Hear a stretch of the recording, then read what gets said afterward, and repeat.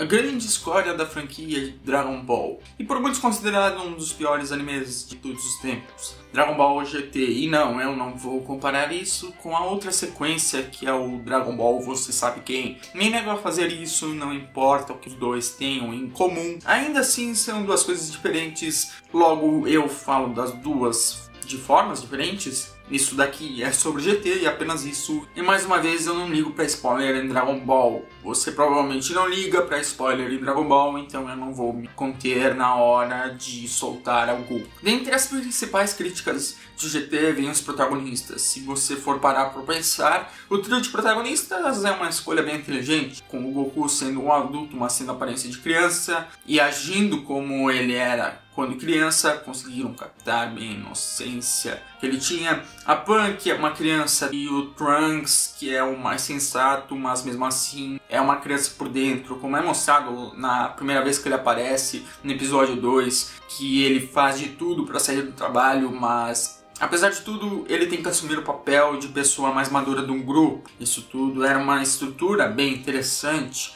Eu não sei se usassem esse mesmo trio na fórmula do clássico, o resultado iria ser bom, mas é um trio que funcionaria bem em outras fórmulas. Mas para a fórmula de GT é um grupo estúpido, pelo menos nessa primeira parte, que é a única em que os três juntos agem, depois o foco é só no Goku. É um grupo estúpido, pois eles meio que tentam pegar a ideia do arco do Pilaf, só que tirando o foco na extrema comédia, principalmente tirando o humor infame, e misturando com algumas lutas e com protagonistas que não se encaixam bem com o que eles querem contar, criando um Frankenstein usando o arco do Pilaf como base. Acima de tudo, já sabemos o quão forte Goku, Trunks e Pan são, e mesmo assim eles contêm a si mesmos por razões nenhuma em todas as lutas destes primeiros 20 episódios. Assim como não há razão para ter o Goku e o Trunks nessa primeira parte,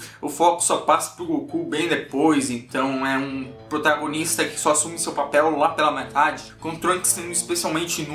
A maior aparição dele é o plano que ele faz para descobrir o Baby. Eles tentam passar essa ideia que o Trunks é o cara super inteligente do grupo, e obviamente ele não é. É o Lelouch do grupo, basicamente, onde apenas tentam dar a impressão de que ele é inteligente. O arco da viagem espacial é o único arco de GT que demonstra que era algo que os produtores realmente queriam fazer. Após esse arco tem o do Baby, então Dragon Ball GT muda consideravelmente. Na viagem espacial até tem lutas bem sagazes, só que não é nem um pouco com tanta seriedade quanto os arcos seguintes. A mudança radical fizeram para aumentar a audiência. Fica muito óbvia a pressa por causa que o plot já aparece quando eles reuniram só duas esferas, e aliás, 4 das esferas eles recolhem no segundo plano quando a viagem espacial nem mais importava. No mais, genuinamente parecia que era algo que eles queriam fazer no primeiro momento. O episódio 2 é um dos meus preferidos, com o Goku foi transformado em criança. Eles decidiram fazer com que ele fosse raptado por 2 ladrões. E com a inocência do Goku e devido a ele ter voltado a ser criança, foi uma ideia genial. Essa ideia só poderia ser executada com esse contexto e apenas ele. Não iria funcionar se o Goku fosse criança, não iria funcionar se o Goku fosse adulto, mas funciona com o Goku adulto com aparência de criança. Infelizmente, acho que é um dos únicos, se não um único momento que realmente fazem algo desse tipo. Esse arco inteiro é subdividido em mini arco. Há alguns episódios soltos, mas a maioria é de fato correlacionado. O plot começa a aparecer mesmo lá pelo episódio 7, onde surge os irmãos Para, e a partir daí vai tendo uma corrente de vilões atrás do outro, com cada um sendo o chefe secreto do vilão anterior. É tanta tentativa de plot twist que as coisas tomam proporções absurdas, e eu adorei isso. Não por ser bom, mas porque eu achei interessante. Eu fiquei interessado em descobrir qual vilão ridículo apareceria na sequência. Começa com os irmãos Para, mas na verdade eles trabalham para um vilão mascarado, só que na verdade o verdadeiro responsável é o Chicote do mascarado, porém eles estavam apenas fazendo isso para despertar o Ludo, que por sua vez é controlado pelo Doutaki. Aliás, o nome dele é uma junção de otaku com doll, um otaku de bonecas. Tamo junto! junto, cara. Mas Dotaki trabalha pra Hyuji, que por sua vez foi criado pelo Dr. Mil, que foi criado pelo Baby ao mesmo tempo que Baby foi criado pelo Mil. Sim, cada um dos dois fala que criou o outro. E no fim eles nunca dizem quem criou quem ou como. Enfim, é ridícula a quantidade de plot twists que eles tentam colocar em tão pouco tempo. E são todos vilões meia boca, assim como são episódios muito chatos, enrolados, como aquele do gigante que comeu a esfera. E as lutas também são, principalmente aquela com o Ludo, que nunca acaba. Tem ainda algumas lutas que são boas, como a primeira da série que tem no episódio 5, mas praticamente tem duas lutas boas nesse arco inteiro. E a comédia eu realmente não entendo a maioria das piadas, parece que eles soltaram qualquer coisa minimamente cômica. Afinal, crianças não têm senso crítico e riem de qualquer lixo. A maioria das cenas de humor que eu me lembre são de situações constrangedoras devido ao personagem específico ser constrangedor. Só faltava um laugh track. Como eu disse, eu só gostei dessa viagem pelas razões totalmente erradas. E depois do efeito dominó de vilões, nós finalmente chegamos ao vilão definitivo, que é o Baby. O arco do Baby é o melhor do GT, ainda assim, o máximo que posso dizer é que ele é nota 6, puxando bastante a barra, honestamente, pois há decisões extremamente imbecis na execução. O Baby é um Sufrudin, uma raça que criaram em fillers, e que ele quer vingança sobre os Saiyajins. Pelo menos ele não é a 208ª reencarnação do mal de Dragon Ball. Só por causa disso ele dá a impressão de que é um vilão um pouquinho mais complexo. Mas isso porque os vilões de Dragon Ball são tão simples que um vilão simples para qualquer outro shonen parece complexo em comparação. Baby é um parasita e por isso ele precisa se desenvolver. Então ele vai tomando conta do corpo das pessoas. Ao mesmo tempo ele vai colocando larvas dentro de seus ex-hospedeiros para fazer com que eles obedeçam suas ordens. E então ele vai se desenvolvendo até roubar o corpo do Vegeta. Por que o Vegeta e não o Gohan? Porque o Vegeta é um personagem bem mais popular. Convenientemente, mesmo num primeiro momento o Gohan sendo a melhor escolha, depois o Vegeta acaba sendo um hospedeiro melhor. O fato de que nosso trio nem se preocupa muito com o Baby não ajuda na imersão também. Eles deixam ele fugir pela primeira vez e então, quando eles são atacados pelo Hyuji na hora de fugirem do planeta lá M2 alguma coisa, eles escapam do ataque dele, mas nem se preocupam em derrotá-lo, mesmo ele ainda sendo uma ameaça em potencial. Então o Baby se aproveita disso para roubar a força de Hyuji. Depois eles se encontram com o Baby em outro planeta. Baby acaba fugindo mais uma vez e mesmo assim eles nem se importam em persegui-lo. Aliás, Baby chega na Terra através de uma espécie de avião espacial cheio de passageiros alienígenas. São alienígenas viajando até a Terra e aparentemente os habitantes da Terra já acham normal isso, mesmo que eles tenham ficado super surpresos quando os Saiyajins apareceram na primeira vez. O Baby como um vilão funciona bem. Ele de fato conquista coisas, ele de fato é uma ameaça. E o Baby é realmente competitivo na questão de deixar a luta acirrada. Por algum motivo ele cria raiva do Goku, porque o Goku bateu nele assim que ele recém tinha despertado. E por isso o Goku é o único que ele de fato quer matar. Mesmo que o Trunks e a Pan tenham acertado ele também. Mas só o Goku ele tem raiva. Ele nem tenta roubar o corpo do Goku quando ele é derrotado. Imagino que seja porque o Vegeta é o hospedeiro definitivo e por isso o Baby não queria ou não podia sair do corpo dele tão facilmente. No final da luta era mais fácil fugir do que roubar outro corpo. Absolutamente não sei. Ele também não se importa com o corpo do Piccolo, o Ubi ou da Pan, mesmo que esses sejam personagens relativamente fortes. Eu entendo eles terem feito com que o Baby não roubasse o corpo desses personagens, pois senão ele seria completamente invencível, mas uma desculpa melhor não fazia mal. E falando em desculpa, uma hora inventam que existe uma água super sagrada que destrói todo o mal e eles usam para destruir as larvas que o Baby colocou no corpo das pessoas para controlá-las.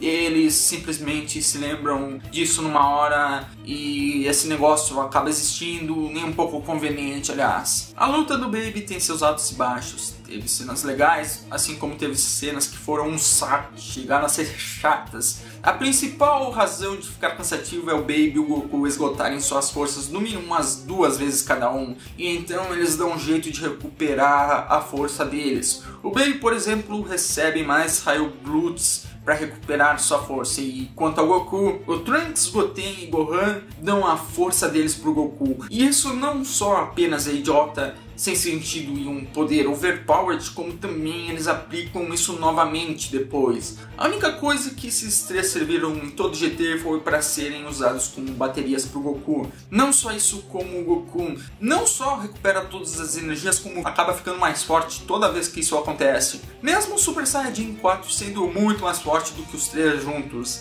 E por último, eles ainda são baterias recarregáveis. Eles haviam dado suas forças antes para que o Baby ficasse mais forte, dava a entender que o Baby sugou a força deles ou algo assim, mas depois eles de alguma forma recuperaram a força para poder dar pro Goku. Enfim, esses são elementos que tornam as lutas lentas e tiram a consequência de vários segmentos delas. Porém, teve vários momentos criativos que abusam dos limites e regras estabelecidas na saga Z. Coisas como o Baby ameaçando de destruir a Terra ou o Goku tentando evitar um ângulo que seu ataque atinja a Terra. Os elementos que eu citei nessa luta do Baby, bons ou ruins, praticamente todos se aplicam às outras lutas principais, tirando o elemento do Goku não destruir a Terra. Em Dragon Ball GT tem problemas de níveis de poder do começo ao fim. Eu não vou dar exemplo por causa que é muito redundante, por causa que você não precisa tentar pensar muito para notar os problemas nos níveis de poder. Aliás, todos os problemas do arco do Babies não relacionados a lutas também se repetem depois num grau maior. Mas mesmo com essas falhas, com certeza ainda é a melhor luta do GT e bem melhor do que qualquer luta do você sabe quem. O Baby como vilão, apesar de tudo, é realmente efetivo e tem uma forma única de como vai evoluindo. Sim, esses dois aspectos tem todos os outros vilões de Dragon Ball. Ele pode não ser tão efetivo ou não evoluir tanto quanto o Freeza, por exemplo, na sua respectiva escala de poder, mas Baby ainda consegue se diferenciar nesses dois aspectos, conquistando e evoluindo de forma não vista por outros vilões. E é por isso que ele se encaixa bem na franquia. Acompanhar o desenvolvimento desses vilões em força é praticamente a única coisa que Dragon Ball sempre teve para compensar a personalidade achatada deles. Baby, apesar de muitas falhas, acaba sendo o meu vilão preferido da franquia por causa da forma única que ele executa esses elementos. E não é porque ele controla o Vegeta que gosto dele, pois antes de até mesmo assistir o GT já considerava isso um movimento covarde. E no começo de fato é, mas depois ele acaba dominando cada vez mais o Vegeta, e só no começo realmente usa um paralelo de você gostar do Baby porque você gosta do Vegeta, mas o Baby tem uma personalidade dominante sobre o Vegeta, a ponto de que não fica apenas o Vegeta sendo controlado pelo Baby, e sim o Baby usando o corpo de Vegeta como ferramenta. Assim como o corpo do Vegeta vai adquirindo aspectos do corpo do Baby, não sobra quase nenhuma semelhança com o corpo original do Vegeta. Então cedo largam a ideia de apelar para o visual do Vegeta para criar uma imagem familiar ao telespectador,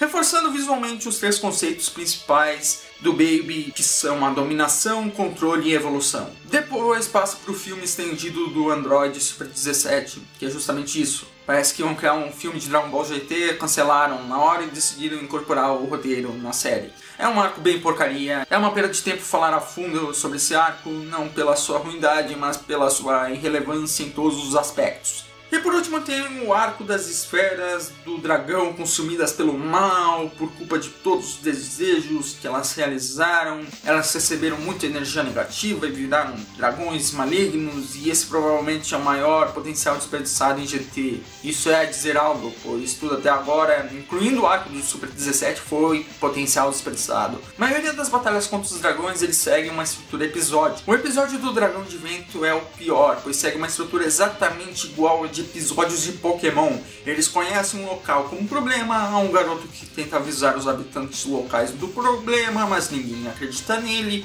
Nossos heróis ouvem um lado dessa pessoa e acreditam nele. Então os heróis encontram o responsável pelo problema, batem nele e saem para a próxima cidade no pôr do sol. A animação também piora nesses episódios a ponto de ficar distrativa. O episódio do dragão elétrico tem uma cena que é particularmente um dos piores usos de truques para poupar orçamento. Os 4 primeiros dragões praticamente são fillers, nem compensa falar deles.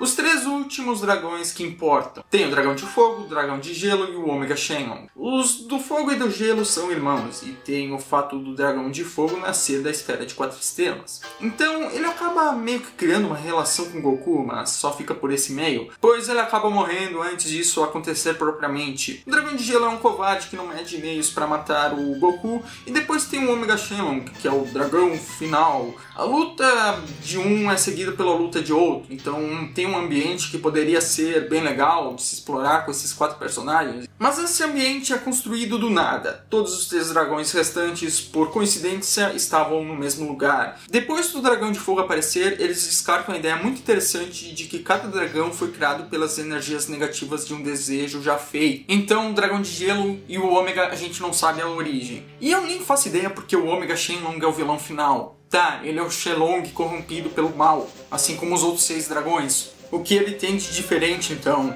Fora o poder exclusivo de absorver as outras esferas e roubar o poder de outros dragões. Ele é o vilão final porque ele tem o design mais legal e ponto. Isso dá a ideia de que vai ser o grande desfecho da série, mas é tão mal executado que seria melhor ter guardado o Baby para a luta final. O engraçado é que era pra GT acabar com o Baby, mas então decidiram criar mais episódios. Todo desenvolvimento de personagem, história e narrativa também nesse arco falha. E não tem muito o que discutir sobre esse assunto. O que sobra são as lutas, que apresentam os problemas que GT sempre teve, como inconsistências com níveis de poder. Mas isso eu já falei antes. O ponto que quero chegar são as aparições do Super Saiyajin 4. Elas foram uma decepção total, o que é uma pena, pois acho o design dessa transformação o melhor design da série. E anteriormente até o Super 17 ele já estava com umas aparições mais ou menos, mas chegou nesse arco e ele simplesmente foi humilhado de todas as maneiras. Teve um dragão filler que absorveu a Pan e o Goku Super Saiyajin 4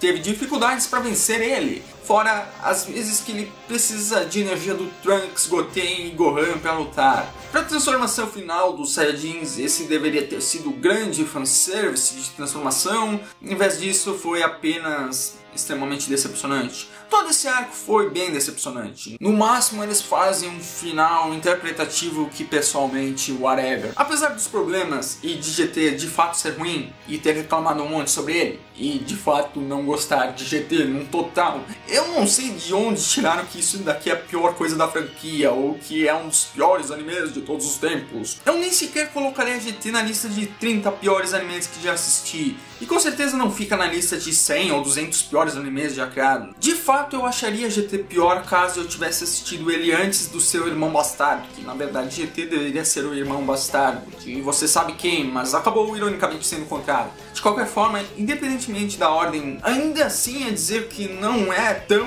ruim. GT ainda tem o tal fator de reassistir que shonens normalmente tem, em que você de vez em quando se vê pegando um ou outro episódio específico. Tem músicas boas, há certos momentos que ainda causam impacto, e GT possui throwbacks que funcionam incrivelmente bem. No caso eu não mencionei nenhum, mas se tem algo que não devo contar em spoiler, são esses throwbacks. Mas a realidade é que eu simpatizo com o GT. Como o ódio de GT é tão desmerecido e fora de controle, muitas vezes sem fundamento, e principalmente isso persistir há anos, apenas reafirma essa incapacidade de reavaliação de argumentos nesses 20 anos desde que GT acabou.